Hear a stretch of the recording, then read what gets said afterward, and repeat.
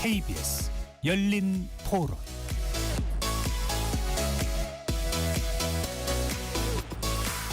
안녕하십니까. KBS 열린 토론 배종찬입니다. KBS 열린 토론 매주 수요일은 정치권을 향한 촌철살인, 정치적 참견 시점으로 여러분들을 만납니다. 오늘 이재명 대통령이 신년 첫 기자회견을 열었는데요. 성장과 통합의 방점이 찍힌 집권 2년차 국정구상 내용 자세히 짚어보겠습니다. 한편 이해운 기획예산처 장관 후보자의 인사청문회는 이 후보자의 자료 제출을 요건으로 오는 23일 개최하는 것으로 잠정 합의됐습니다. 이해운 후보자 청문회를 둘러싼 여야의 공방도 살펴보고요. 오늘로 일주일째를 맞고 있는 장동혁 국민의힘 대표의 단식투쟁과 여야 대치 상황도 함께 살펴보겠습니다. KBS 열린 토론 지금부터 시작합니다. 치열한 토론 속에서 더 나은 세상을 찾아갑니다. 올바른 세상을 만드는 첫걸음. 평일 저녁 7시 20분 KBS 열린 토론.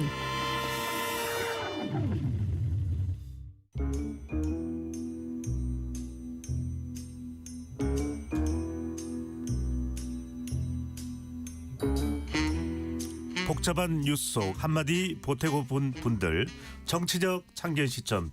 오늘 함께해 주실 네 분 소개합니다. 강전애 전 국민의힘 대변인 자리하셨고요. 네, 안녕하세요. 정영국 전 청와대 대변인 나와주셨습니다. 네, 반갑습니다. 장윤미 더불어민주당 대변인 자리하셨고요. 네, 반갑습니다. 최창렬 용인대 특임교수 함께합니다. 예, 안녕하십니까. KBS 열린 토론 문자로 참여하실 분은 샵 9730으로 의견 남겨주실 수 있고요. 단문 50원, 장문은 100원에 정보 이용료가 없습니다. KBS 1라디오의 모든 프로그램은 유튜브에서도 함께 할 수 있으니까요. 많이 들어와 주시고 구독 꾹 눌러주시고 좋아요도 많이 보내주시면 좋겠습니다. 자, 첫 번째 주제는 이재명 대통령의 신년 기자회견입니다. 먼저 최 교수님, 네. 오늘 오전 이재명 대통령 신년 기자회견이 있었습니다. 예정된 시간보다도 더 넘길 정도로 매번 이제 기자회견이 그렇지만 임기 2년 차를 맞은 이재명 대통령은 정책 구상을 밝혔습니다. 일단 전반적으로 어떻게 평가하시는지, 어떤 점이 좀 특히 인상적이었는지요? 지난 100일 기자회견이 있었어요. 취임 100일 기자회견이. 이게 작년 9월 달이었는데 그때는 주제가 이제 회복에서 성장으로, 성장의 방점을 찍었었는데 이번 기자회견도 거의 같은 맥락이었다고 저는 생각합니다. 과실을 나누는 그런 모두의 성장이 돼야 된다. 거기에 방점을 찍었다고 생각해요. 그리고 성장과 분배가 이제 선순환을 이루어야 되는 거니까 성장을 일단 나누지 않으면 우리 사회가 갈 수 없다. 그러니까 뭐 우리가 평소에 갔던 그런 문제 인식이 드러나는 것이고, 외교, 안보 여러 가지 분야에 대해서, 그리고 정치 현안도 그렇고, 그리고 이제 그 문화, 그리고 평화, 안전, 모두의 성장 이런 것들이 이제 주제였습니다. 키워드였는데 제가 여러 가지 뭐 얘기를 많이 했잖아요. 전반적으로 느낀 거는 대단히 이 설득을 하려 하는구나라는 생각을 했어요. 국민들과 함께 소통하고 설득해야 되겠다는 생각. 그냥 자신의 생각을 얘기는 하긴 하되 대화하는 식으로. 전 그래서 정치 패널들이 이렇게 토론에 나와서 대담해서 한다는 느낌을 좀 받았어요. 전체적으로. 좀 그런 화법이 좋은 것 같아요. 그리고 중간중간 좀 솔직하고 진솔한 그런 얘기도 좀 들어있고 말이죠. 이렇게 너무 근엄하고 너무 문어체 말고 문어체와 구어체가 적당히 이제 가미된 그런 이제 그 기자회견을 느꼈고, 특히 북한에 대해서 비핵화에 대해서는 대단히 인상적이었습니다. 예. 그러니까 북한의 비핵화가 우리가 추진해야 될 뭐 주제이긴 한데 이 대통령의 말씀 따나 북한이 뭐 지금 핵을 없앨 생각은 전혀 없죠. 불가능한 얘기고 뭐 그런 것을 상세하게 말씀을 하더라고요. 그러니까 일단은 그 중간 단계로 핵을 일단 갖지 않게 하는, 핵을 중단시키자라는 거, 핵 동결을 얘기를 하고 이런 것들, 그리고 특히 이제 최근에 현안의 이해운 후보자 일단 말씀드리 나오겠습니다만 그 부분에 대해서도 아직 결정하지 않았다. 대단히 문제가 많다라고 하면서도 나름 왜 이해운 후보자를 내정했는 거에 대한 여러 가지 소소한 자신의 생각 같은 거. 그 전반적으로 뭐 결정적인 뭐 국민들이 깜짝 놀랄, 그리고 정말 궁금했던 게 풀어졌던 그런 기자회견이라기보다는 쭉 여러 가지 문제 의식들, 주제 의식들 쭉 얘기를 하면서 대통령의 생각을 진솔하게 얘기하고 국민들에게 양해와 설득을 구하는 그런 자리였다고 생각해서 소통과 어쨌든 그 성장 그런 것들이 상당히 잘 와닿았던 그런 기자회견이라고 저는 전반적으로 긍정적으로 평가합니다. 설득적 소통이었다. 정영국 전 대변인 같은 경우에도 대변인도 역임하셨으니까요. 어떤 점이 좀 인상적이셨는지요? 지금 이재명 대통령 같은 경우는 이제 생방송에 완전히 자신감이 붙었다고 생각이 됩니다. 생방송 좋아하시는 것 같아요. 지난번 이제 부처 보고에도 생방송 했잖아요.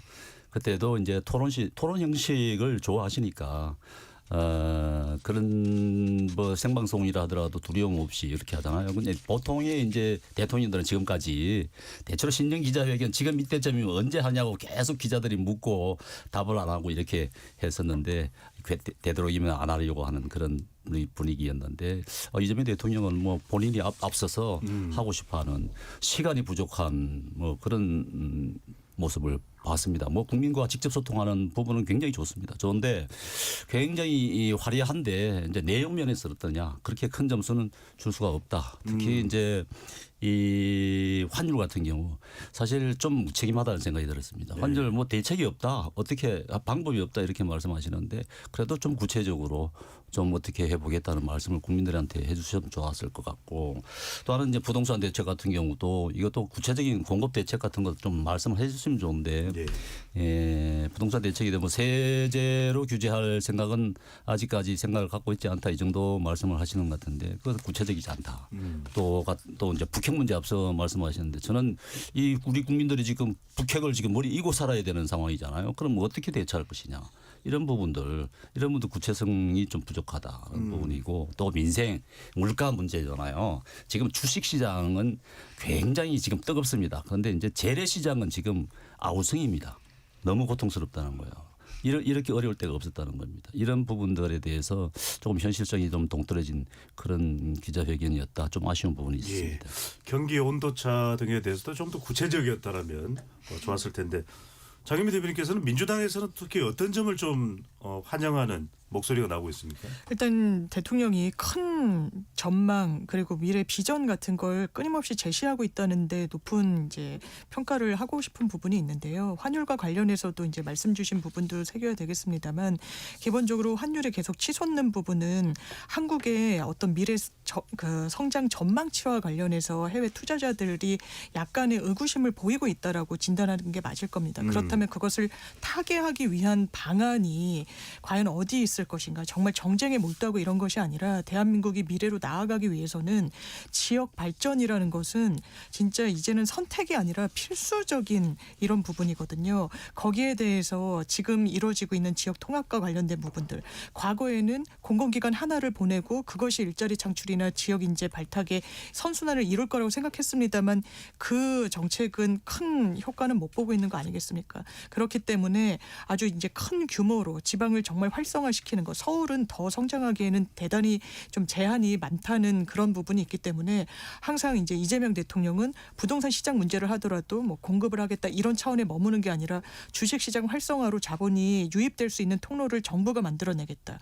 이번에도 어떤 이제 미래 비전과 관련해서도 뭐 AI나 이런 미래 먹거리 산업에도 치중해야 되겠습니다만 지방 균형 발전 그리고 거점 이 지역을 발전시키는데 방점을 찍음으로써 그러니까 미래 방향성을 제안한다는 점에서 좀 지도자로서 의미가 있는 것 같습니다. 네, 미래 관련 내용들이 있었다. 또 지방 정부가 주도해야 된다는 내용도 있었다. 강전의 전 대변인 어떻게 보시죠? 국민의힘에서는 장동희 대표 단식의 네. 이유도 있겠지만 상당히 비판적입니다.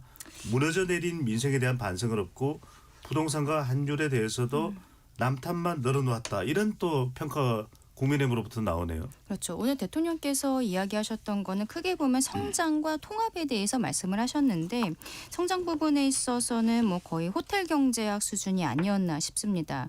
환율과 부동산 정책에 대해서는 조금 아까 정 대변인께서 말씀을 해주셨으니까. 근데 이제 기업에 대해서 좀 이야기를 하면은 성장을 하려면 결국에는 기업하기 좋은 환경을 정부에서 만들어줘야 되는 거거든요. 그런데 최근에 정부에서 밀어붙이고 있는 노란봉투법이라든지 뭐 덧센 상법 이런 것들이 기업들에게는 옥죄기가 될 수 있는 부분들이 분명히 있는 것이죠.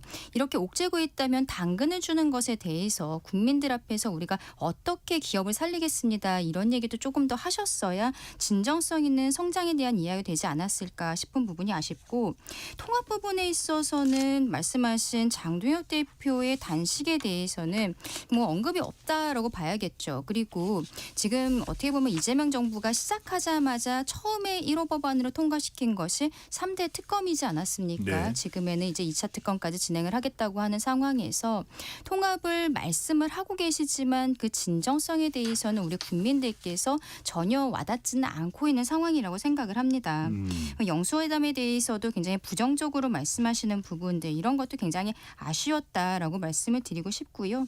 다만 대통령께서 이제 오늘 워낙 길어져서 저는 사실 12시 방송이 있었는데 그 방송이 결방이 됐어요. 스튜디오에 모두 대기하고 있었음에도 이렇게 국민들과 소통하시는 모습에 대해서는 높이 평가를 하고 싶고 앞으로도 이런 일들은 자주 있었으면 좋겠다. 다만 오늘 나오지 않았었던 부동산 정책이 정부에서 발표가 되고 어느 정도의 시간을 거친 뒤에 그 부분에 있어서 대통령께서 직접 평가받는 시간도 있었으면 좋겠다고 생각합니다. 예, 특히 주목했던 내용은 바로 특검법 관련입니다.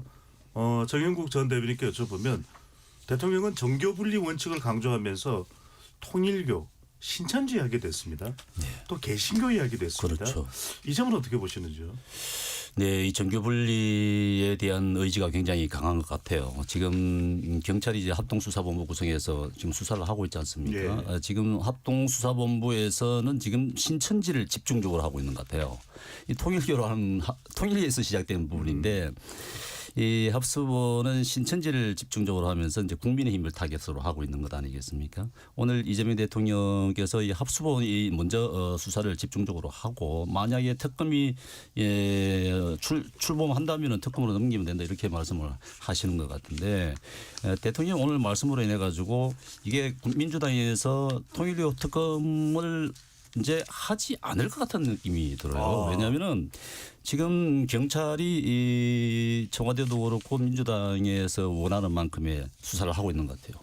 신천지에 집중적으로 수사를 하고 있기 때문에 그렇기 때문에 지금 이 상태에서 봤을 때는 경찰 수사 끝나고 난 다음에 특검하는 것이 낫겠다고 민주당이 주장하고 났을 가능성이 커졌습니다. 예. 더군다나 지금 국민의힘 같은 경우는 지금 사실 뭐 좀 위기에 처한 그런 상황 아니겠습니까? 지금 힘이 결집이 안 되고 있는 그런 상황인데 이게 그래서 국민의힘에서 요구하는 통일교, 신천지, 동시 이 부분에 대해서는 한번 좀 생각해 볼 필요가 있는 거예요. 그러니까 출구를 찬다 그러면은 국민의힘에서 통일교와 신천지 같이 하자. 그런 특검.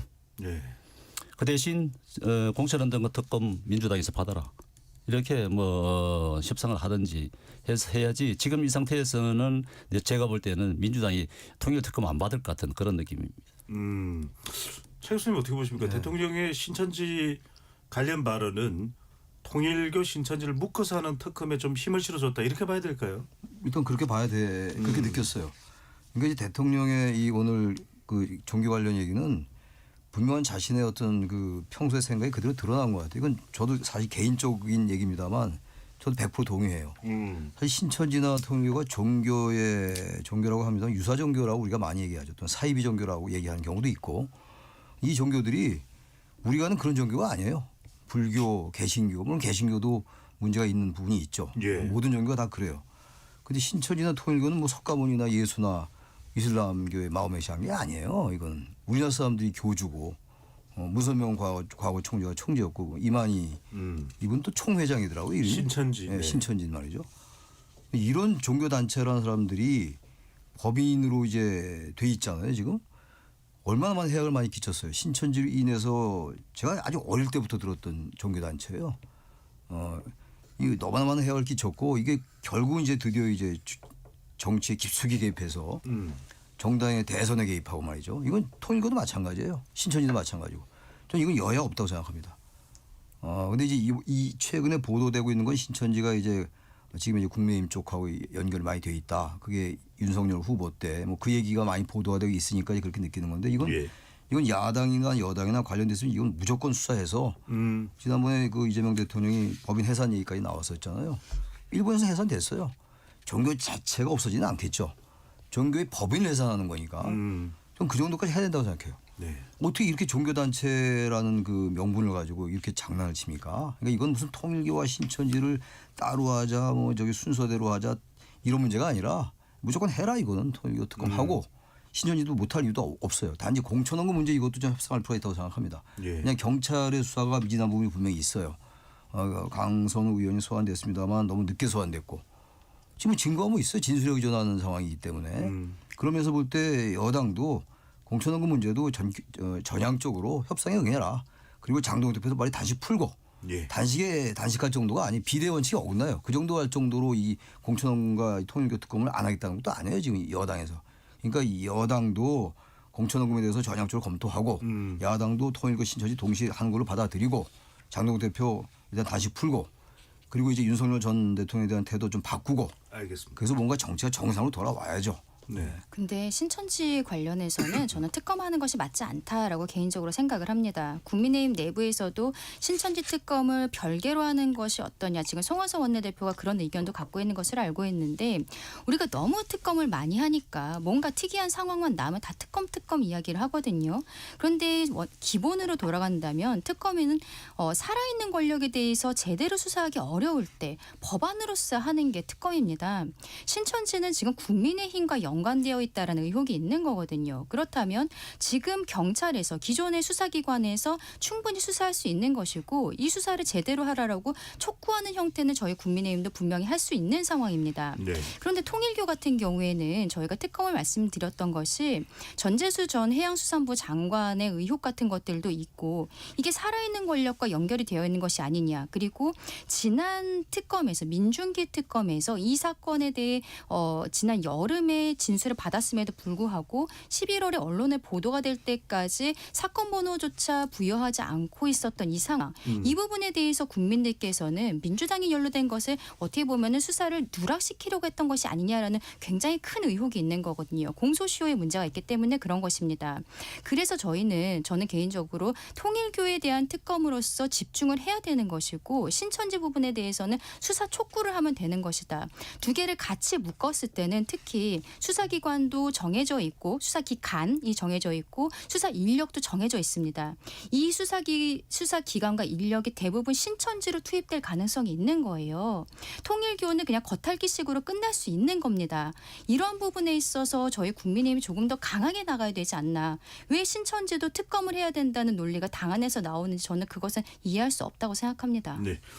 민주당은 어떻습니까? 장현미 대표님께 지금 이 통일교 특검 관련해서는 통일교 신천지 묶어서 민주당 가겠다는 겁니까? 아니면 네. 송원석 국민의 원내대표의 요구대로 주장대로 통일교 특검 따로 신천지 특검 따로 그게 가능합니까? 일단 이 통일교 특검을 먼저 제안한 것은 국민의힘이었고 그러면 통일교 특검을 하고 지금 통일교를 수사하는 게 통일교 신천지 등을 이 특수본에서 같이 하고 있으니 신천지도 같이 특검에서 하는 방향으로 논의를 하고 있는 중에 어제 송원석 원내대표께서 이거를 각각 하자는 제안을 이제 막 민주당은 받은 상황이라 거기에 대한 협의 절차는 앞으로 남을 것 같고요.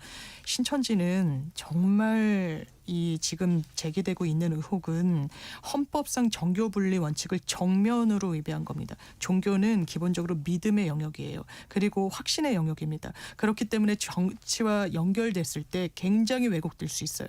이게 굉장히 이 어떻게 보면 뭐 총회장이니 뭐니 이게 신의 영역에 있는 사람이 누굴 찍어라, 누가 맞다, 국민의힘이 대통령이 돼야 된다라고 하면 이걸 그냥 수용하는 거예요. 그 결과가 어땠습니까? 이 문제 제기 민주당에서 제기하는 아니요. 홍준표 전 시장 같은 내부자가 말씀하고 계시는 거예요.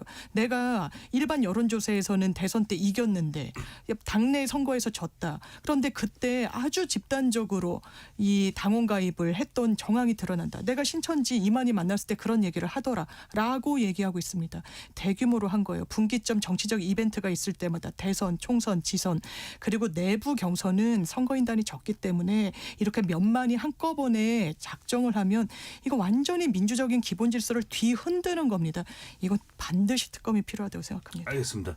자, 이혜원 후보자 얘기를 좀 해보겠습니다.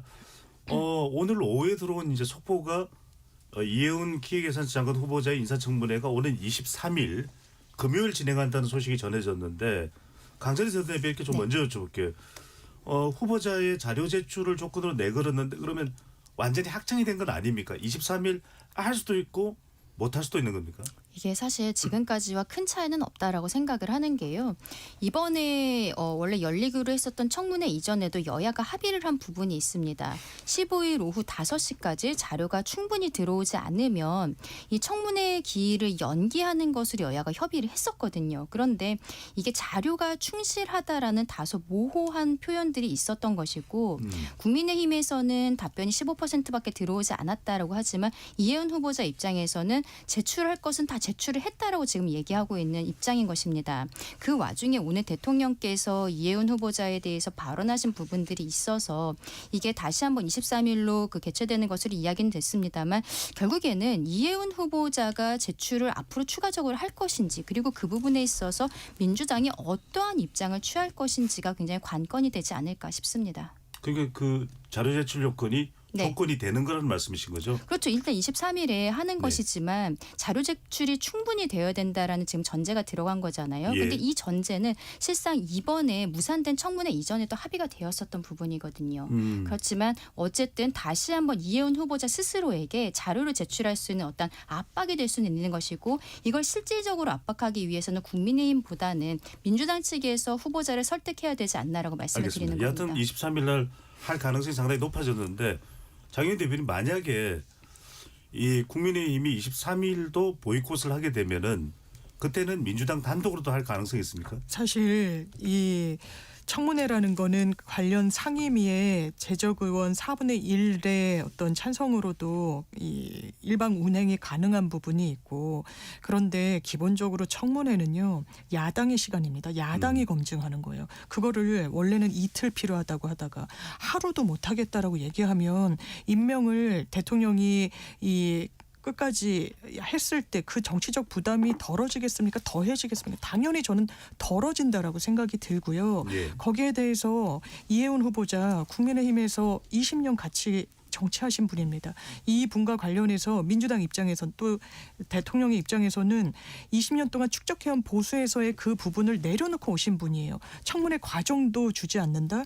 그러면 이 인재풀을 진보 보수할 것 없이 넓게 쓰겠다는 이재명 대통령 그리고 보수에서도 이 민주당과 충분히 같이 일하실 수 있는 분들한테 좋지 않은 신호로 닿을 수밖에 없습니다. 그런 점까지 다 헤아려서 청문회는 반드시 야당이 같이 참여한 상황에서 한다. 그렇지 않으면 강행돼도 국민의힘은 할 말이 없을 거라고 이거는 생각합니다. 제가 한 가지 말씀드릴게요. 네. 청문회에 대해서 저희가 우려하고 있는 것은 김민석 총리 청문회를 생각하면 바로 답이 나옵니다. 청문회에서 모든 것을 해명하기도 했지만 제대로 된 자료 제출이 없었어요. 그리고 유야무야 시간만 보낸 다음에 결국에는 여당 주도로 지금 총리 하고 계시지 않습니까? 근데 최근에 SNS를 통해서 이혜원 후보자의 청문회와 관련해서 야당의 책임이라는 형태로 말씀을 하시더라고요. 야당이 그때 김민석 후보자의 청문회 가운데에서 굉장히 무력한 모습들을 보였었죠. 그리고 그것을 여당이 결국에는 쉴드를 쳐줬던 겁니다. 이혜원 후보자 입장에서는 어떻게 보면 김민석 총리가 그런 SNS 글을 올렸기 때문에 나도 자료 제출 안 하고 그냥 임명될 수 있겠구나라고 생각할 수 있는 거죠. 다시 말씀드리지만 23일에 제대로 된 청문회가 이루어지기 위해서는 민주당 측에서 이혜원 후보자를 압박해줘야 된다고 말씀드리고 싶습니다. 두 분 말씀 들어보면 자료 제출을 안 하면은 보이콧할 가능성도 있고 보이콧을 하게 된다면 더 이상 미룰 수 없기 때문에 민주당으로서는 강행할 수밖에 없다 이렇게 이해를 하는데 중요한 건 이재명 대통령의 생각입니다. 정윤국 전 대표께 먼저 여쭤보겠습니다. 이혜원 후보자와 관련한 질문을 받고 영화 대부의 배신자를 처단하듯 공격한다면서 이게 정치인가 하는 생각이 든다라는 이야기도 했지만 결정이 됐느냐는 질문에 대해서는 아직 결정을 내리지 않았다. 어떤 의미일까요? 임명을 한다는 의미일까요? 지명 철회 또는 자진 사퇴에 길을 갈 수도 있다는 의미인가요? 인사청문 보고서 요구를 다시 재송부를 요청할 것 같아요. 네. 그래서 다시 한번 공을 국회로 넘겨서 인사청문회를 거치기를 바라는 것 같아요. 그렇지 않고는 대통령 본인의 부담으로 다 오는 것 아니겠습니까? 근데 오늘 그 말씀은 이제 국민의힘에 왜 옛날에 같은 식구였는데 공격을 하냐 이런 뜻인데 앞서 말씀하셨듯이 이 총선 때 검증 물론 이루어지죠. 그렇지만 총선 검증하고 총선 때 후보자 검증하고 이 지금 장관 후보자 검증하고는 전혀 천양지차거든요. 그때 뭐 총선 후보자들이 검증 뭐 충분히 당에서 하겠습니다만 네. 민주당도 마찬가지입니다만은 그렇게 이렇게 장관 후보자처럼 이렇게 검증할 수가 없어요. 그런 시스템상으로. 그런데 이제 거기에 대해서 국민의힘이 그동안 공천을 그렇게 줬다가 왜 지금 그렇게 공격을 하느냐 부실한 인사였다면 그렇게 왜 줬냐 이렇게 얘기하는데 그럼 부실한 인사를 왜 데리고 가려고 하느냐 하고 얘기할 수 있잖아요. 최종적으로는 이재명 대통령이 어떤 결정을 내릴 걸로 보시는지요? 최종적으로 이제 인사청문회에서 어떻게 이혜원 후보자가 소명을 하느냐에 따라 다르겠죠. 제가 보기에는 인사청문회 어느 정도 자료가 되면은 열어야 된다고 봅니다. 인사청문회를 보고 대통령 판단하려고 하는 생각이 든 것 같아요. 네, 최 교수님 생각은 청와대 기존의 입장은 그거잖아요. 일단 청문회를 지켜보자. 그래서 이제 이혜원 후보자에게 소명의 기회를 좀 주고 들어본 다음에 국민의 판단을 좀 맡겨보자. 국민의 판단을 들어보자 이런 거예요. 지금 현재. 그러니까 이건 오늘 이재명 대통령의 얘기처럼 결정 안 한 게 맞는 거예요. 결정 안 했다고 그랬잖아요. 오늘 대통령이. 결정을 안 했는데 제가 듣기에는 이 기자회견 하기 전까지는 이재명 대통령이 어쨌든 청문회를 만약에 열면 말이죠. 네. 이혜원 후보자를 임명하지 않을 것이다라고 저는 생각했어요. 개인적으로. 그 청문회를 만약에 안 열면 이재명 대통령이 오히려 이혜원 후보자를 임명할 명분이 생길 것이다라고 생각했어요. 그 국민의힘에서 청문회를 안 여는 이유는 물론 그 이유도 있을 거예요. 자료 제출이 부실하다. 있겠습니다만 대단히 난처하게 만드는 것도 생각하지 않았을까. 그러니까 대통령으로서는 청문회를 안 열었을 때 임명할 수도 없고 처리할 수도 없고 있는 이런 상황인데 그런데 저는 만약에 둘 중에서 어느 한쪽을 예측하려면 청문회 안 열면 이제 임명 강행할 것 같아요. 청문회 안 열면 오히려. 청문회 열면은 소명 들어보고 보면 여론이 안 좋게 형성될 가능성이 높아요. 지금도 지금 부적합도가 훨씬 높거든요. 예. 그렇다면 청와대에서 할 말이 있는 거예요. 우리 정말 통합에 대해서 열심히 하려 했는데 아닌 것 같다. 청와대도 열어보고 했는데 역시 여론이 안 좋다. 임명 안 할 명분이 생기죠. 근데 지금 이제 그러고 난 다음에 오늘 기자회견을 했잖아요. 근데 아까 대통령의 말씀을 들어보니까 아직 어렵습니다. 그리고 문제가 있습니다. 이런 얘기를 하면서 여러 가지 얘기를 쭉 했어요. 그 이후에. 그리고 이제 국민의힘에서 5번 공천됐던 인사다라는 얘기도 했고 지금 정영욱 대변인 말씀처럼. 근데 쭉 들어보니까 저희 직감으로는 임명할 것 같더라고요. 이 기자회견 전까지 임명 안 할 거다. 국민 주권 정부고 국민의 판단을 따르겠다는 게 기조이기 때문에 안 할 거라고 봤는데 아까 얘기를 쭉 들어보니까 뒤에 굉장히 그 설명이 많았어요. 예. 문제 있다. 결정 안 했다. 어렵다라고 하면서 설명이 많았다고요. 그중 하나가 이제 국민의힘이 여러 번 공천했다는 얘기가 나왔거든요. 그러면서 볼 때 저는 임명할 것 같아요. 임명 가능성이 높을 것이다. 자, 이번에는 법원으로 가봅니다. 한덕수 전 총리에 대해서 오늘 이진관 재판부가 검찰 구형 15년보다 8년이 많은 23년형을 선고했습니다. 일단 정영국 전 대변인 어떻게 보시는지요? 살짝 놀랐습니다. 구형량보다 너무 많아가지고 놀랐는데 사실 저는 이제 12.12 재판 때를 우리 생각해 볼 수 있는 것 아니겠습니까? 그때 이제 주영복 전 국방장관 같은 경우에 똑같은 15년을 구형을 받았어요. 근데 이제 7년을 1심 선고가 나왔단 말이죠. 그래서 저는 한 7, 8년 정도 나오겠구나 이렇게 생각을 했는데 전혀 딴판이었습니다. 이번 재판부가 그렇게 선고 형량을 정한 것은 오늘 설명을 했더라고요. 기존의 전례에 따르지 전례에 있었던 재판의 대법원 판결을 기준으로 하지 않는다고 하더라고요. 이제 이게 그러면서 이제 이번 계엄은 내란이다. 그것도 쿠데타, 친위 쿠데타다 이렇게 판결을 했습니다. 정리를 완전히 했는데 그것도 이제 위로부터의 내란이다. 이게 문제인 것 같아요. 이 우리 재판부에서는 밑으로부터의 내란, 12.12는 밑으로부터의 내란인데 이제 최고 지도자, 대통령, 국무총리 이런 분들이 권력을 더 가지기 위해서 내란을 일으켰다. 이렇게 보신 거예요. 네. 그렇기 때문에 이 부분에 대해서는 뭐 그렇게 된다 그러면은 한 총리 같은 경우는 제가 생각하기에는 재판부에서 판단하기를 더 엄중한 책임을 물어야 되겠다 생각했을 것 같아요. 왜냐하면 한 총리 50년 동안 공직 생활을 하신 분이에요. 총리를 2번 하신 분이고 그렇다 그러면은 이런 분 같으면은 계엄을 했을 때 우리 국가의 위신이 얼마나 추락할 것이며 경제에 얼마나 타격을 입힐 것이며 국민은 어떻게 고통을 받을 것인지를 충분히 알 수 있는 분인데도 불구하고 막질 않았다. 그런 부분이 많이 고려가 된 것 같다 싶습니다. 최성 네. 교수께서는 어떻게 보셨는지요? 저도 놀라긴 놀랐어요. 구역량보다 꽤 많이 나왔으니까 대개 구역량의 뭐 반이나 3분의 2 뭐 한다는 거 아니에요. 근데 23년 한 거 보니까 지난번에 제가 다른 자리에서 이런 얘기를 한 적이 있어요. 전두환도 저기 1심에서 사형해서 무기징역이 결정이 됐는데 이거는 사람을 안 죽인 거 아니냐. 그리고 몇 시간 만에 해제가 됐고. 근데 제가 그때 거기에 대한 반론을 그렇게만 볼 게 아니고 그때보다 45년이 흘렀다. 예. 45년이 흘렀던 시점을 비교하면 이거는 사형감이다라고 얘기를 했던 기억이 나요. 왜 사형구형을 예상했냐고 나한테 누가 물어보길래 어느 방송에서 그런 비슷한 논리 핀 것 같아요. 판사가. 이건 위로부터의 내란이기 때문에 아래로부터의 내란과 비교될 수 없다라는 것. 그리고 전두환은 그때 권력자가 아니었어요. 이건 권력자예요. 최고 권력자고 지금. 그런 차이를 분명히 지적을 했고 또 하나가 그때와 지금의 제가 주장한 거 비슷한 맥락으로 좀 보는데 지금은 대한민국은 그때와는 비교가 안 돼요. 80년도와 지금 2025년도에 2024년도의 대한민국은 말이죠. 근데 이런 내란을 저질렀다. 이거 특히 이제 자신의 오늘 대단히 인상적이었던 그 설시 중에 하나가 이건 명확하게 친위 구태타라고 아주 정의를 내렸어요. 예. 대개 이제 방송이나 그래서 패널들이 이건 내란 행위가 아니다라는 주장을 많이들 폈던 걸로 내가 아는데 분명한 내란이고 이 내란은 친위 구태타의 성격이다. 분명하게 이제 그 정리를 한 거예요. 그리고 이건 아래로부터의 내란이기 때문에 이건 우리가 아는 일상적으로 폭동이 일어나고 물리적으로 뭐가 파괴되고 이런 것과 비교할 수 없다. 그러면서 80년도에 따서 이러한 이유 때문에 80년도에 대법원 판단은 기준이 될 수 없다라고 분명히 얘기를 했단 말이에요. 그런 연장에서 23년을 주문을 내린 거예요. 제가 볼 땐 타당한 것 같아요. 물론 2심에서 어떻게 될지 모르겠습니다만. 네.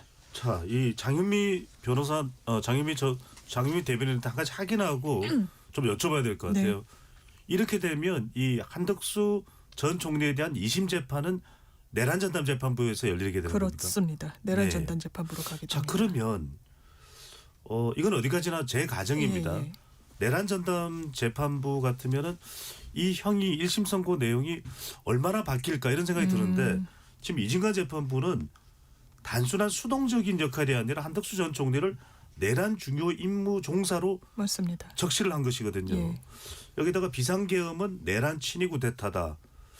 이렇게 적극적인 이 역할로 부여한 의미 어떻게 봐야 될까요? 기본적으로 특검에서는 내란의 방조로 원래는 이제 공소장에 혐의를 적었었습니다. 내란 방조가 이 어감은 주요 임무 종사보다 좀 가볍지만 형량은 더 높습니다. 왜냐하면 같이 모의하고 이 범죄 자체를 용이하게 만들어주고 처음부터 같이 관여했다는 거거든요. 근데 거기까지는 이 재판부가 인정하지는 않았어요. 다만 이 내란이라는 부분을 분명하게 이제 정의를 했고 왜냐하면 내란이라는 게 형법상 이 국헌 문란 목적의 폭동이라고 아예 규정이 나와 있습니다. 그럼 국헌 문란 목적의 폭동이 뭐냐는 판례로 되어 있어요. 국헌 문란이라는 건 기본적으로 헌법을 완전히 위배했다는 건데 계엄이 설사 정당했어도 입법부는 계엄군의 통할 아래 들어가지 않는데 막 그 유리창을 깨고 들어가고 이랬지 않았습니까? 예. 그러니까 국헌문란 목적이 인정이 되고 폭동이라는 것도 그냥 인정하는 거 아닙니다. 뭐 돌을 들고 가고 이런 게 폭동이 아니라 한 지역의 평온을 해할 정도의 폭행 협박 이렇게 규정돼 있어요. 이걸 다 하나하나 분절해 가지고 이게 왜 내란인지 그리고 그 정의가 성립된 이후에는 내란이라고 칭하면서 또 설시를 하거든요. 예. 그때 국정 2인자에게 이 법원이 봤을 때 어떤 의무가 있느냐. 이건 불법인 걸 너무너무 잘 알 수밖에 없는 지위이고 알아야만 하고 그렇다면 말려야 되는 자귀 의무 그렇게 해야만 하는 의무도 있다는 거예요. 근데 그걸 하지 않았고 하지 않은 걸 넘어서 사실 국무회의도 할 필요 없다라고 했던 게 윤석열 당시 피고인의 태도로 보이는데 이거는 형식은 갖춰야 된다라고 하면서 이게 영상으로 국무회의 충분히 할 수 있는데 일부러 전화를 해가지고 딱 선별해가지고 불렀다는 거예요. 요건만 채우려고. 이렇게 보게 된 데는 다 증언이나 사실관계들이 충족했던 겁니다. 이 부분은 재판부가 본 게 아니라 증언과 증거들이 한덕수라는 이 피고인이 그 당시에 어떤 죄를 졌는지 CCTV에도 단전단수 자기 못 봤다 모른다 나 그런 적 없다라고 했지만 아주 한 몇 분씩 이상민 전 장관이랑 문건을 놓고 수기를 하고 논의를 하고 하는 부분이 CCTV에 고스란히 담겨 있어요. 법원이 무슨 판단을 하겠습니까? 더더군다나 항소심에서는요. 유무죄가 번복되지 않는 이상 1심에서 전하는 양형을 가급적 존중하라는 대법원의 판단까지 있습니다. 이거 뒤집어지기 어려울 겁니다. 네. 그런데 강찬호 전 대변인 법조인이시니까요. 이진관 재판부가 이렇게 일단 비상계엄을 내란으로 이제 적시를 했거든요. 네, 맞습니다. 2월 19일 윤석열 전 대통령 1심 선고 재판 판결문에서 지기현 판사가 이걸 비상계엄을 내란이 아니다라고 볼 가능성이 조금이라도 그럼 있는 겁니까? 없는 겁니까? 일단은 재판부가 다르기 때문에 뭐 원칙적으로 보았을 때는 지기현 재판부 나름대로의 판단을 할 수 있는 것은 맞습니다. 그런데 법조계에서는 관련된 사건에 있어서 선행된 결정이나 판결이 있는 경우에는 그 부분을 좀 존중을 하고 따라주는 게 관행이라고 해야 될까요? 그런 부분들이 있는 것이고 그리고 오늘 판결 같은 경우에는 국민들께서 생중계로 보셨습니다만 굉장히 좀 디테일하게 그리고 국민들께서 납득하실 수 있을 만한 논리로서 저는 설명을 했다고 생각을 해요. 이 부분은 지기현 재판부에게는 만약에 유죄의 심증을 지금 가지고 있다면 오히려 논리를 더 보강해주는 근거가 될 수 있고 만약에 내란죄가 아니다라고 판단을 했다면 굉장히 부담스러운 판결이 될 것이라고 생각을 합니다. 그리고 구형이 사실 15년이었는데 23년형이 나왔잖아요. 네. 이거는 실제로는 거의 있지 않는 일이에요. 제가 15년 차 변호사인데 형사사건에서 이런 형태로 나오는 거는 뭐 10%도 되지 않는다. 거의 본 적이 없는 형태입니다. 8년이 덧붙여진 결정적인 혐의는 어떤 부분인가요? 저는 혐의점보다도 반성하지 않았던 부분이 있는 것이 아닌가 싶습니다. 일단은 국무총리로서의 그 의무에 대해서는 조금 아까 장 변호사님께서도 잘 말씀을 해주셨는데 피고인이 국무총리로서 헌법과 법률을 준수하고 실현하기 위해 노력을 기울여야 되는 의무가 있는데 뭐라고 표현을 했냐면 피고인은 12.3 내란이 성공할지도 모른다는 생각에 이러한 의무와 책임을 끝내 외면하고 오히려 그 일원으로서 가담하기를 선택하였습니다라고 보면서 좀 적극성에 대해서 판단을 한 것이 아닌가 네. 싶어요. 이거는 한덕수 총리 입장에서는 과거의 탄핵 심판 과정에 있어서는 본인은 기각이 됐잖아요. 그때 헌법재판소에서는 적극적으로 행동한 것이 없다라고 봤지만 그 이후에 드러난 CCTV라든지 이런 것들로 인해서 형사재판에서는 판결이 뒤집어졌다라고 볼 수 있는 부분들이라고 생각합니다.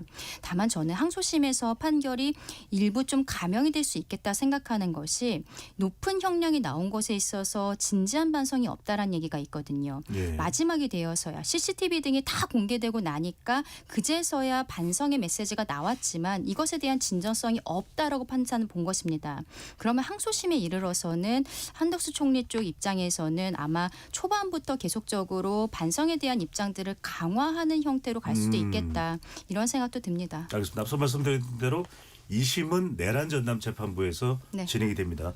최 교수님, 무엇보다 이 한덕수 전 총리의 1심 선고에 주목했던 것은 다음 달 19일 그렇죠. 바로 설명절 직후에 윤석열 전 대통령의 1심 선고 지기현 재판부에 있습니다. 어떻게 보십니까? 일단 검찰은 사형 구형을 했는데 이게 1심 선고를 어떻게 나올 거냐. 그건 뭐 이 근데 재판이 줄 수 있는 영향이죠. 그러니까 지금 제일 중요했던 게 오늘 재판을 주목했던 이유가 이 과연 이제 이 12.3 비상계엄을 이 재작년 2024년도의 계엄을 과연 어떻게 내란으로 규정할 것인가가 초미의 관심이었어요. 그러니까 이게 지금 내란으로 규정하느냐 규정하지 않느냐가 앞으로의 줄줄이 있는 모든 재판에 영향을 주는 거거든요. 이걸 무시할 수가 없어요. 재판부가 아무리 다르다고 말이 안 되는 얘기예요. 그럼 판례가 당연히 나와 있는 것이기도 합니다만 그러니까 지금 내란에 대해서 분명히 내란이다라고 규정을 했어요. 예. 그것도 정확하게 분류를 해가지고 아주 위로부터 내란 아래로부터 내란 내란이 끼친 영향부터 해가지고 이거를 거부할 도리가 없죠. 지기현 부장판사 재판부가 말이죠. 형사합의 25부인가요? 근데 이제 단지 형량이 어떻게 될 거냐 문제. 지난번에 이제 구형이 사형에 나왔는데 그때 이제 구형을 사용을 하지 않고 무기징역할 것이다라는 예측도 많이 있었던 걸 제가 알고 있습니다. 저는 사형 구형을 예상을 했었는데 법적인은 아닙니다만 저는 1심 선고도 사형에 나올 가능성이 저는 있다고 봐요. 이게 왜냐하면 그런 부분을 오늘 그 이진관 판사가 아주 정확하게 조목조목 논리적으로 설명을 했는데 모르죠. 뭐 사형이 나올지 무기징역이 나올지 그 이유로 나올 수가 없는 거니까 기본적으로 나중에 감경이 될 때 되더라도 둘 중에 하나인데 저는 이게 지금 2024년도에 자기 자신의 권력을 유지하고 강화하기 위해서 특검이 그때 구형할 때는 장기 집권을 위한 거라고 이제 그렇게 또 논거를 했는데 그러면서 볼 때 1심 2월 19일 날 윤석열 전 대통령에 대한 내란 재판 1심은 예. 저는 뭐 사형이 유지될 가능성도 있다. 배제할 수 없다고 생각합니다. 예. 자 지금 정영국 전 대변인께 궁금한 것은 국민의힘이 어떻게 반응하느냐는 것이거든요. 장동혁 대표가 단식 중에 있지만 자 한덕수 전 총리의 이 선고가 2월에 윤석열 전 대통령의 선고에도 영향을 줄 수 있고 또 추경호 의원의 이 재판에도 영향을 줄 수 있거든요. 어떻게 보시는지요? 난감하죠. 난감합니다. 그동안 국민의힘 입장에서는 사실 이 민주당에서 내란 정당이라고 내란이라고 못 박아서 내란이라고 규정을 해서 계속 공격을 하지 않았어요. 그렇지만 이제 재판부의 판단이 내려질 때까지는 내란이라고 할 수는 없다 이렇게 계속 주장을 했단 말이에요. 네. 근데 이제 물론 뭐 2심이 있고 3심이 있습니다만은 1심 재판부의 결론이 내란이다. 그것도 뭐 친위 쿠데타라고 명확하게 규정을 한 상황이기 때문에 국민의 입장에서는 뭐 달리 지금 입장을 낼 수 있는 그런 입장은 뭐 상황이 못 되는데 제가 보기에는 다음 달 이 윤석열 전 대통령에 대한 선고가 나오면은 예. 입장은 반드시 내야 된다고 봅니다. 오늘 오늘 재판부와 다음 달 재판부가 다르긴 합니다만은 그 전 재판부들의 생각이 다 거의 확고한 것 같아요. 그리고 굉장히 엄중하게 문책을 해야 되겠다는 그런 분위기가 지금 형성이 돼 있는 것 같아요. 오늘 살짝 저는 이 판결문 주문을 읽을 때 살짝 이상한 것이 그 한덕수 총리의 뭐 책임 회피라든가 뭐 이런 뭐라 그럴까요? 또 뭐 진실 은폐라든가 이런 것들이 우리 사회에 미치는 영향이 굉장히 컸다. 이거 되돌릴 수 없다. 이런 말씀을 하셨더라고요. 재판장이. 이게 살짝 감정이 개입된 것 아닌가 그런 생각이 들었는데. 예. 이것을 막은 것은 국민이었다고 얘기했습니다. 국민이었다 얘기도 했죠. 그런 것들. 그래서 사실상 약간 정치적인 표현들이라고 해석할 수도 있는 부분이잖아요. 이제 그런 정도의 재판부가 지금 생각을 하고 있다. 다른 재판부는 그렇지 않겠느냐. 비슷할 거라고 생각이 됩니다. 그렇다 그러면 다음 달 선고도 저는 사형이 나올 수 있겠다고 생각이 돼요. 이런 상황이면은 그렇다 그러면은 국민의 입장에서도 그런 상황에서 가만히 있을 수 있겠습니까? 사과는 해야 된다고 보고요. 예. 오늘은 뭐 한덕수 총리니까 그렇다고 하더라도 다음 달에는 사과를 하되 그냥 사과가 돼서는 안 되는 것이고 그와 함께 정말 재창당 수준의 쇄신책을 지금부터라도 마련을 해가지고 함께 해야 된다고 보입니다. 지금 강전혜 전 대변인께도 좀 여쭤봐야 될 것. 살짝 지금 정영국 대변인께서 사법의 정치화, 좀 사법부가 재판부가 좀 압박을 받았던 것 아닌가라는 뉘앙스의 말씀을 해주시는데 실제 국민의힘은 그런 생각을 하고 있습니까? 근데 저희는 입장에 대해서 지금 좀 말을 아끼고 있습니다만 사법부의 결정에 대해서는 존중한다는 것이 일관된 입장이고요. 네. 윤석열 전 대통령이 헌법재판소에서 탄핵이 인용돼서 파면됐을 때도 실상 저희 국민의힘에서 민주당보다 먼저 메시지가 나갔고 그때 국민들께 사과드리는 메시지가 분명히 나갔습니다. 다만 지금 윤석열 전 대통령이라든지 관련된 사건들에 있어서는 이미 탈당한 부분도 있습니다만 추경호 의원은 아직 저희 국민의힘의 소속이란 말이죠. 그러면 저희가 여기에 대해서 인정하고 사과하는 것이 지금 위헌 정당이다라고 민주당에서 이야기하는 것을 넘어서서 추경호 의원에게는 어느 정도 불리한 정황으로 갈 수 있는 것도 분명히 있거든요. 지금 단계에서는 저는 입장을 조금은 이야기하지 않는 것이 맞고 다만 2월 19일에 윤석열 전 대통령에 대한 내란 우두머리 혐의에 대한 판결이 나왔을 때는 그래도 분명하게 국민들께 저희 당의 입장 말씀드려야 된다고 생각합니다. 알겠습니다. KBS 열린 토론 참여 안내 로고 잠시 듣고 KBS 열린 토론 2부로 이어가겠습니다.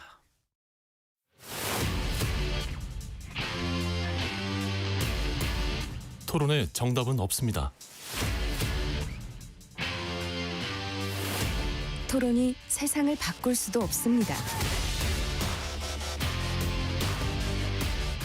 하지만 질문은 새로운 세상을 만들 수 있습니다.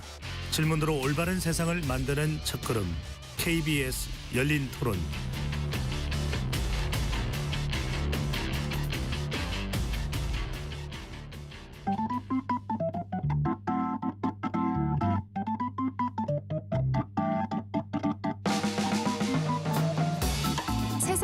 바꾸는 질문, 열린 토론이 시작합니다.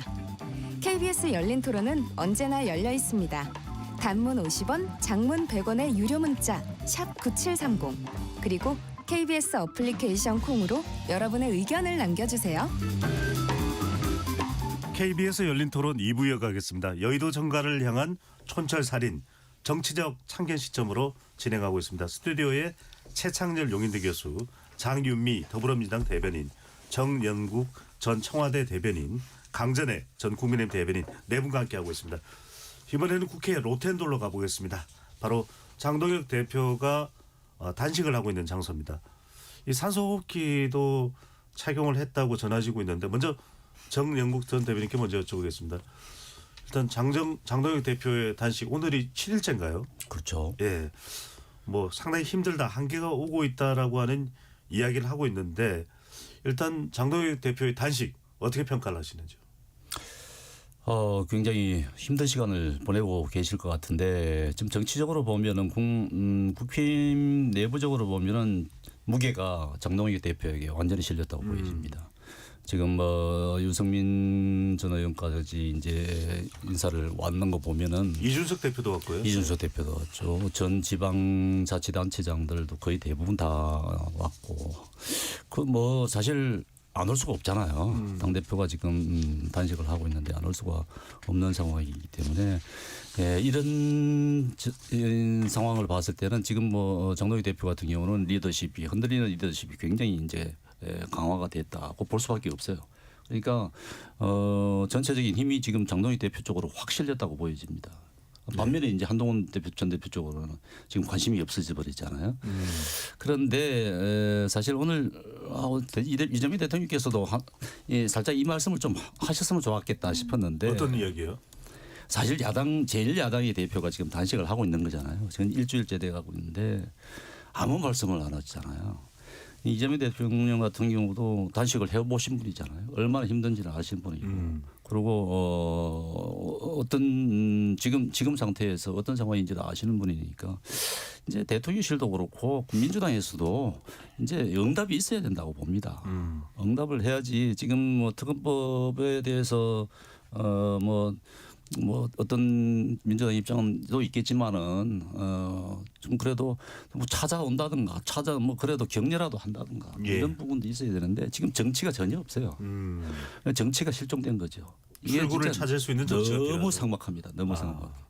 이거는 생명이 달린 그런 투쟁을 하고 있는 상황 아니겠습니까? 예. 그런데 이렇게 여야가 이런 식으로 가서는 안 된다. 민주당도 조금 좀 생각을 좀 달리 해야 된다 생각했습니다. 알겠습니다. 정부 여당 인사 이야기는 잠시 이따 하기로 하고요. 일단 장동혁 대표의 단식 최창렬 교수께서는 어떻게 정치적 평가를 하십니까? 일단 현재로서는 현 단계에서는 국면 전환에 성공했습니다. 저도 윤석열 전 대통령에 대한 태도가 바뀌어야 된다라고 제가 아마 제일 많이 강조를 많이 하는 사람 중에 하나라고 생각하는데 그런 말 할 수 있는 상황이 아니에요. 목숨이 경각에 달렸기 때문에 그런 상황 속에서 뭐 윤석열 얘기할 수 있는 상황이 아닌데 게다가 지금 이 날짜가 13일 날 윤석열 구형됐잖아요. 예. 사형 구형되고 14일 날 한동훈 제명 전 대표 처분. 제명이 이제 14일 새벽에 됐고 다음 날 바로 이제 전격적으로 단식에 돌입한 거예요. 그러면서 이제 한동훈 전 대표의 이른바 당원 게시판 논란을 한순간에 잠재웠어요. 전형적인 국면 전환입니다. 이건 근데 워낙 센 수단을 동원한 거예요 지금. 그러니까 말하자면은 굳이 단식이라는 수단을 안 동원해도 되는 건데 너무 강한 걸 동원했어요. 그런 생각이 좀 들고 그럼에도 불구하고 어쨌든 지금 우리 정용 대변인 말씀처럼 당을 완전히 결집시키고 유승민 전 대표까지 찾아왔을 정도니까 예. 여기서는 다른 말 할 수 있는 도리가 없죠. 사람이 목숨을 담보라고 목숨을 걸었는데 근데 뭐 아주 이게 저도 이런 말씀 드리기 참 민망하고 조심스럽긴 한데 목숨을 걸 일은 아니었다고 봐요. 일단 특검의 명분은 공천원금과 이 지금 통일교 특검이 이른바 쌍특검을 관철시키기 위한 건데 그걸 위해서 이렇게 목숨을 걸어야 되는 것인지가 이해가 좀 안 가지만 어쨌든 그걸 했단 말이죠. 그래서 일단 국면 전환에는 성공했고 야당의 결집에도 성공했어요.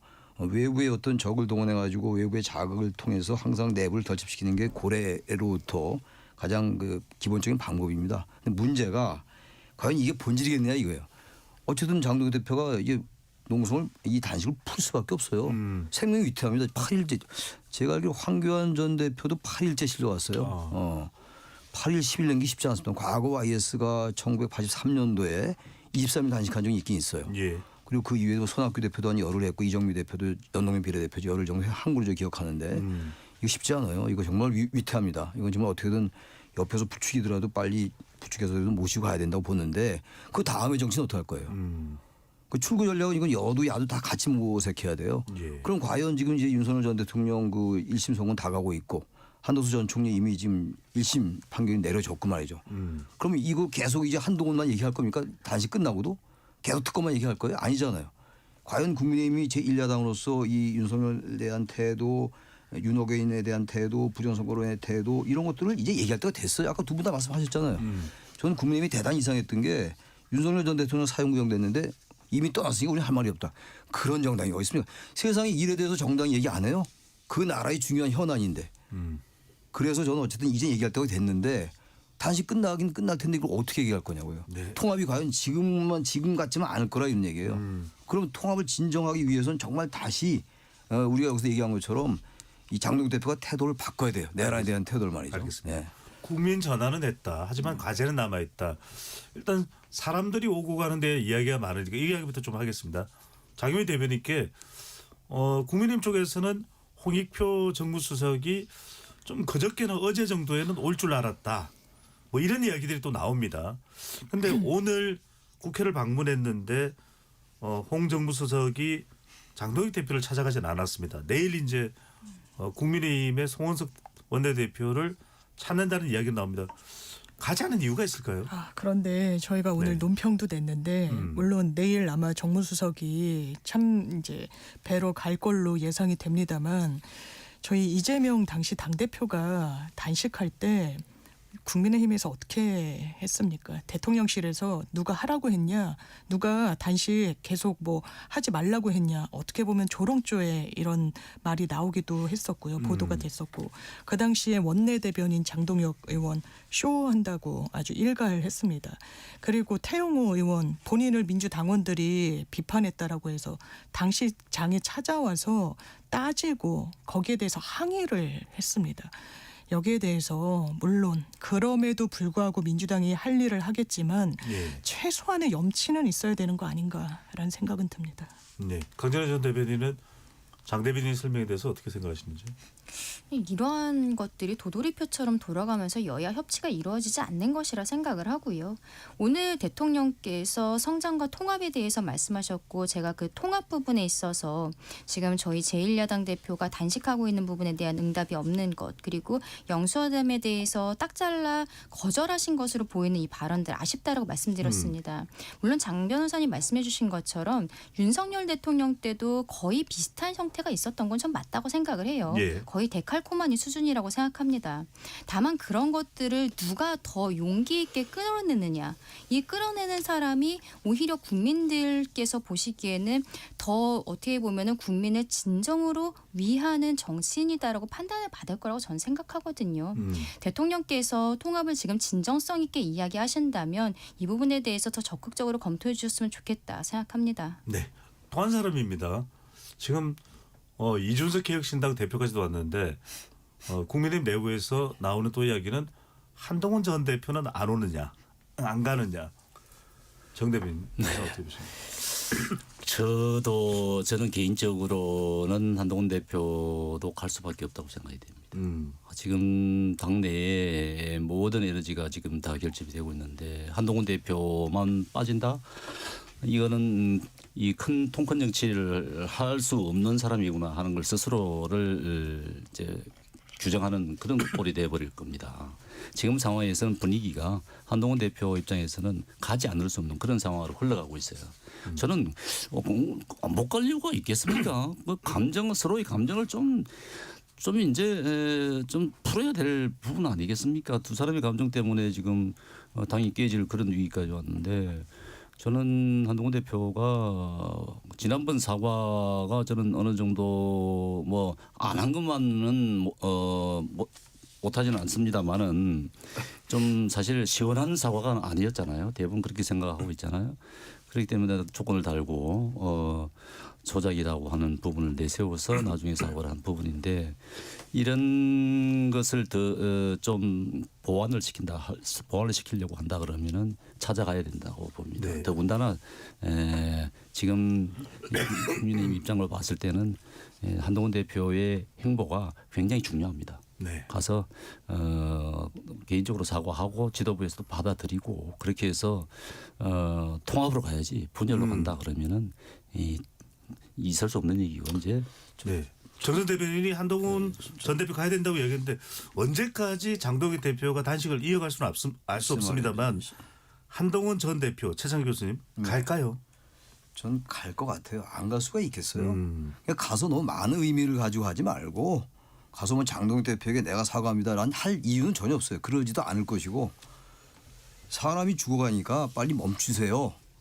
건강이 제일 중요합니다. 라는 얘기만 하면 되는 거예요. 거기 정치적 얘기가 다 필요 없습니다.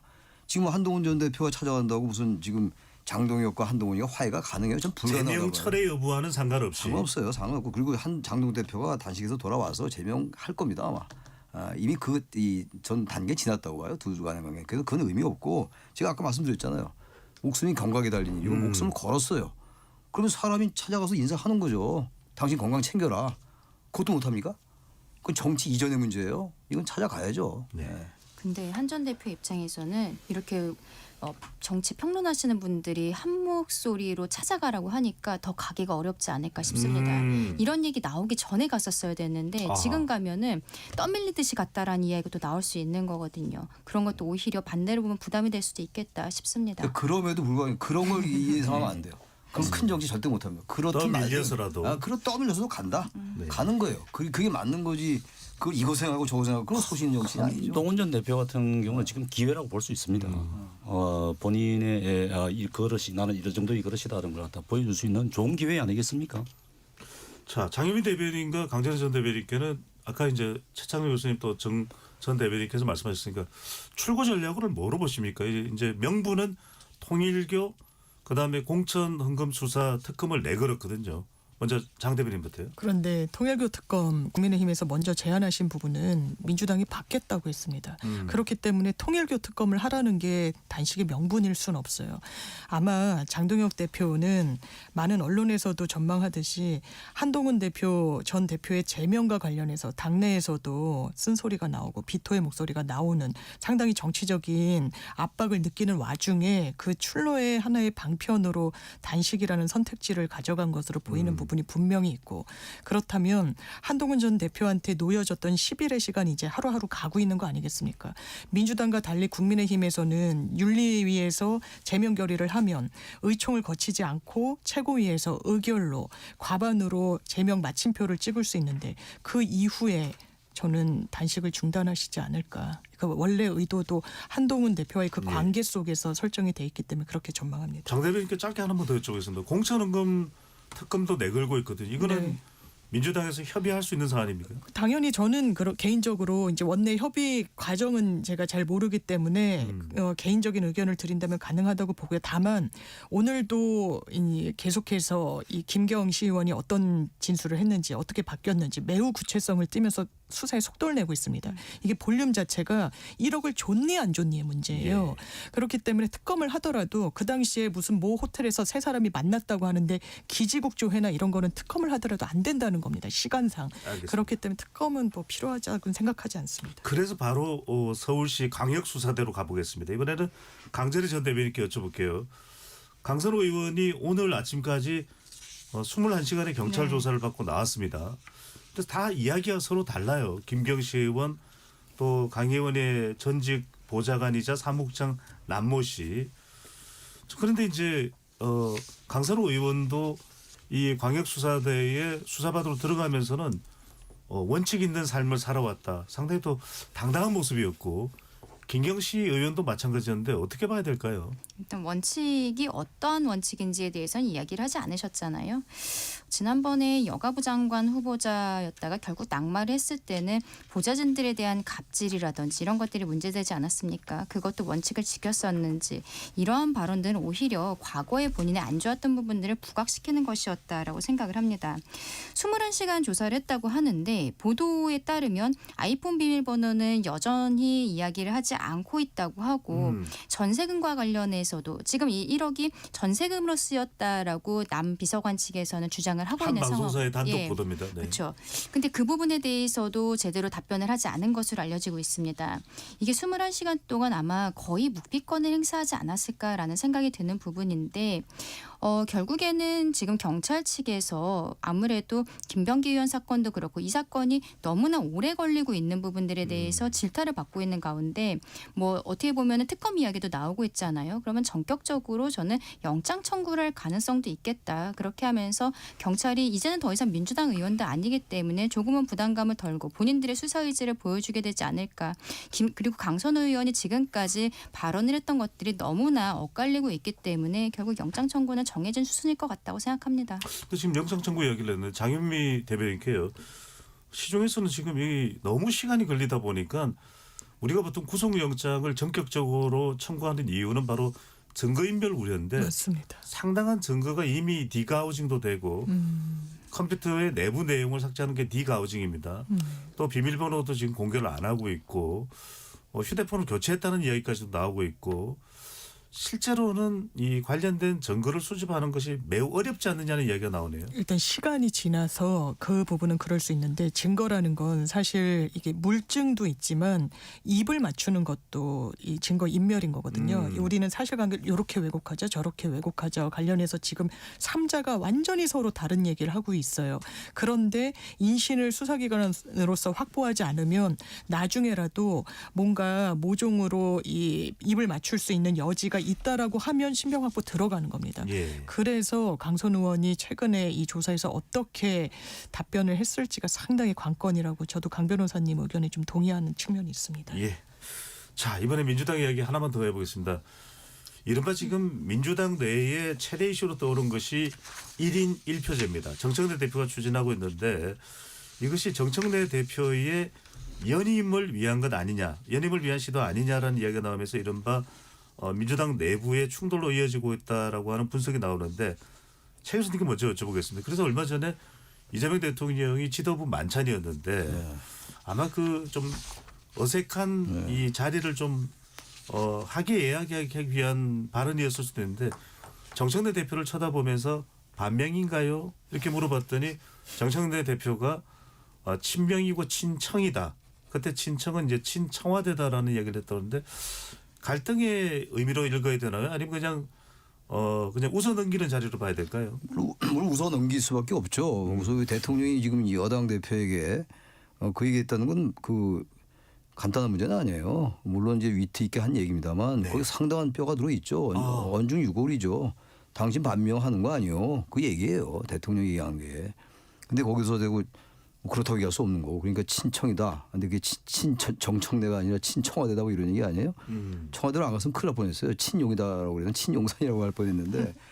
근데 아무튼 간에 이거는 뭐 친명, 친청보다도 이재명과 정청래와의 갈등이 있는 거예요. 그거 이재명 대통령과 정청래 대표의 갈등은 전혀 무시할 수 없다고 생각하는데 단지 그게 약간 과장돼 있는 것 같아요. 이게 만약 임기 말이라면 이건 대단히 심각한 거죠. 임기 말이 아니고 임기 초고. 이재명 대통령의 지지율이 견고하고 그다음에 정당 지지도도 국민의힘에 비해서 거의 압도적인 수준이고 말이죠. 뭐 여론조사에 따라 좀 다르긴 합니다만 그런 상황에서 좀 반명이다 이런 게 있을 수가 없어요. 사실 다 친명이에요. 그건 맞는 말이에요. 그 정청래 대표의 말이 맞는데 아니 1인 1표제라는 게 지금 8월에 이제 대표 연임을 의식한 거라는 그 추론이 전 일리가 있다고 봐요. 그럼 그 누구 말따나 난 대표 취임 안 한다고 하면 될 거 아닙니까? 그리고 좀 늦추면 돼요. 검찰 개혁한 다음에 그때 강백구 의원도 그런 이야기를 합니다. 제가 정청래 대표라면 이렇게 서두르지 않을 것 같아요. 검찰 개혁한다고 얘기했으니까 빨리 마무리 짓고 그런 다음에 그때 가서 해도 될 것 같은데 굉장히 서둘러요. 정청래 대표가. 당연히 저 부분은 연임하기 위한 거다. 아무래도 강성당원들에게 소구력이 있으니까 정 대표가 그런 얘기 안 할 수가 없는 거죠. 그게 교묘하게 이제 교차되고 그러면서 드디어 대통령이 그 만찬 자리에서 오찬인가요? 만찬 자리죠. 만찬에서 반명이십니까? 라고 물은 단계까지 왔다. 내연하고 있다고 생각합니다. 저는. 예. 정전 대변인께서 보시기는 어떻습니까? 이게 일종의 1인 1표제가 갈등이 불거질 수 있는 이슈로 보시는지요?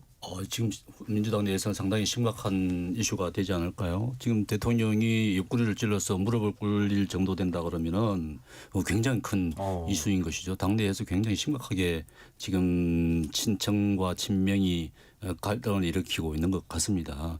근데 이제 뭐 정청래 대표 같은 경우는 일견 이해가 되는 부분이 있어요. 본인은 이제 이번에 이 지방선거에서 이겨서 다음 선거에 다음 연임 당대표 선거에서 연임을 해야 될 수밖에 없는 그런 입장이고 본인이 이제 큰 꿈을 가진다 그러면은 그렇게 해서 총선 때문에 그런 거잖아요. 총선 공천권 때문에 그런 것이니까. 2028년 공천권을 다음 당대표가 가지게 되니까 그것 때문에 지금 이렇게 갈등을 일으키는 건 아니겠습니까? 그런데 그 전에 이번 지방선거도 마찬가지예요. 지금 뭐 서울시 민주당 후보를 그런 이재명 대통령이 지명해가지고 띄우느냐.